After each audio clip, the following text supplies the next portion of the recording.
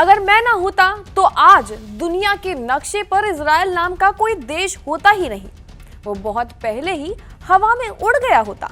जी नहीं, बता दें, चौंकिए मत यहाँ पर, क्योंकि ये किसी कट्टर दुश्मन देश का बयान नहीं है, बल्कि ये दुनिया के सबसे ज्यादा बड़े स्वघोषित शांति दूत और अमेरिकी राष्ट्रपति डोनाल्ड ट्रंप का अपने सबसे पक्के यार यानी कि बेंजामिन नेतन्याहू के लिए कहा गया प्यार भरा अल्टीमेटम है। जी हाँ, मिडिल ईस्ट के इस सास बहू ड्रामे में आपका स्वागत है। नमस्कार, मेरा नाम है कनिष्का और आप देख रहे हैं जी न्यूज का डिजिटल प्लेटफॉर्म। दरअसल 19 जून को जिनेवा में अमेरिका और ईरान के बीच एक ऐतिहासिक शांति समझौता होने जा रहा है, लेकिन इस शादी में दूल्हे के फूफा यानी कि इजराइल के प्रधानमंत्री बेंजामिन नेतन्याहू बता दें मुंह फुलाकर बैठे हुए हैं। तनाव इतना ज्यादा बढ़ गया है और बढ़ चुका है कि बंद कमरों से खबरें आ रही हैं कि ट्रंप ने फोन पर नेतन्याहू को सीधे कह डाला है कि तुम पूरी तरह से पागल हो चुके हो। अगर मैं ना होता तो तुम आज जेल में होते। अब ट्रंप साहब का मिजाज तो आप सब समझ ही जाते हैं, जानते ही हैं। रूस यूक्रेन हो या भारत पाकिस्तान, उन्हें हर जगह पंचायती करने और खुद को ग्लोबल मसीहा साबित करने का एक तीव्र इच्छा रहती है।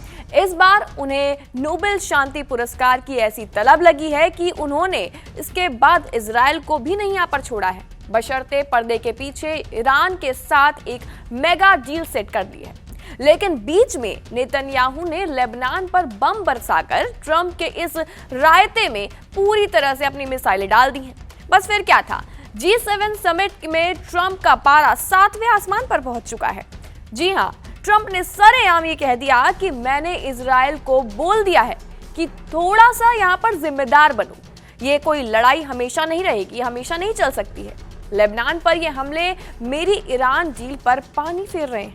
ट्रंप को इस बात का गुस्सा भी है कि जब वो शांति के दूत बन रहे हैं तो उनके अपने ही दोस्त नेतन्याहू बीच में विलन का रोल क्यों निभा रहे हैं।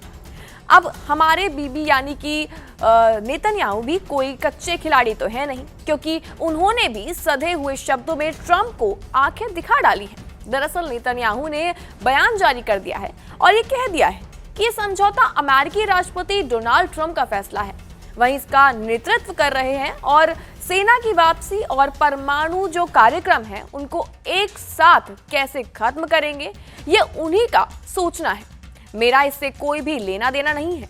यानी कि साफ शब्दों में कहें तो नेतन्याहू ने ये खुले तौर पर कह दिया है कि बॉस क्रेडिट तुम्हें चाहिए तो ये सारी चीजें मैं क्यों करूं, इस समझौते की जिम्मेदारी भी तुम्हारी होनी चाहिए।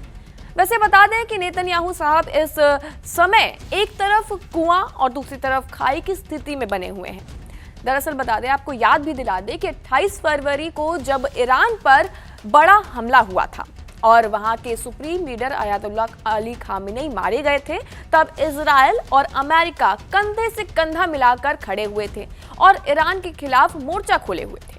लेकिन आज नेतन्याहू अपने से ही घिरे हुए हैं। इजराइल की अदालत में उन पर ही रिश्वतखोरी, धोखाधड़ी और साथ ही साथ विश्वासघात के गंभीर मुकदमे चल रहे हैं।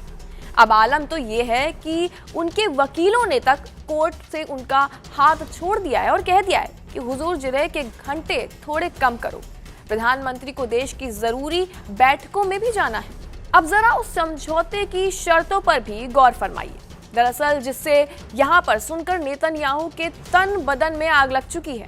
अब बता देते हैं कि अमेरिका और ईरान के बीच जो 14 सूत्रीय एजेंडा तैयार हुआ है उसकी जो मुख्य शर्तें हैं, मुख्य बातें हैं, वो बताते हैं। शर्त नंबर 1, युद्ध तुरंत और हमेशा के लिए बंद किया जाए, जिसमें लेबनान का मोर्चा भी शामिल है, यानी कि वो हिस्सा जिसमें इजराइल की हिजबुल्लाह को खत्म करने की कसम इजराइल ने खा रखी है और वही धरी की धरी रह जाएगी।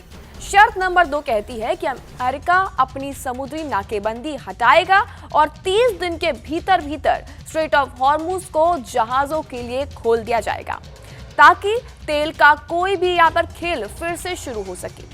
अब शर्त नंबर 3 जो सबसे ज्यादा चौंकाने वाली है, वो कहती है कि अमेरिका और उसके सहयोगी देश ईरान के पूर्ण निर्माण के लिए $3,300 अरब की मदद देंगे और ईरान की फ्रीज की गई जो 24 अरब डॉलर की संपत्ति है उसे भी वापस करेंगे। मतलब जिस ईरान को दुनिया के नक्शे से मिटाने का ख्वाब नेतन्याहू देख रहे थे, उसे ट्रंप साहब भारी भरकम रिटर्न गिफ्ट देकर तैयार कर रहे हैं।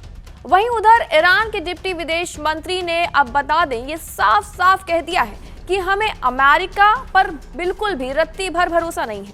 पहले वो अपने वादे पूरे करें, हम 60 दिन तक सब कुछ वेरीफाई करेंगे, उसके बाद तब जाकर फाइनल दस्तखत यानी डॉक्यूमेंट सामने आएंगे। अब गेंद अमेरिका और ईरान के पाले में है और बीच में फंसे हुए हैं नेतन्याहू जी। अगर वो ट्रंप की बात नहीं मानते हैं तो इजराइल बिल्कुल भी अकेला यहाँ पर पड़ जाएगा, और वहीं दूसरी तरफ अगर मान जाते हैं तो ईरान का परमाणु ख्वाब कभी भी खत्म नहीं होने वाला। यानी कि 19 जून की तारीख बेहद इंपॉर्टेंट और नजदीक भी आ रही है। देखना अब दिलचस्प होगा कि ट्रंप अपनी जिद से इतिहास रच देते हैं या फिर से नेतन्याहू का गुस्सा इस पूरी डील में को हवा में उड़ा देता है। क्या लगता है आपको इस डील के बारे में? क्या लगता है नेतन्याहू और ट्रंप के बीच जो ये छोटी मोटी रंजिश चल रही है उसके बारे में कमेंट सेक्शन में अपनी राय जरूर दें, और तमाम ऐसी जानकारियों के लिए बने रहिए ज़ी न्यूज़ के साथ।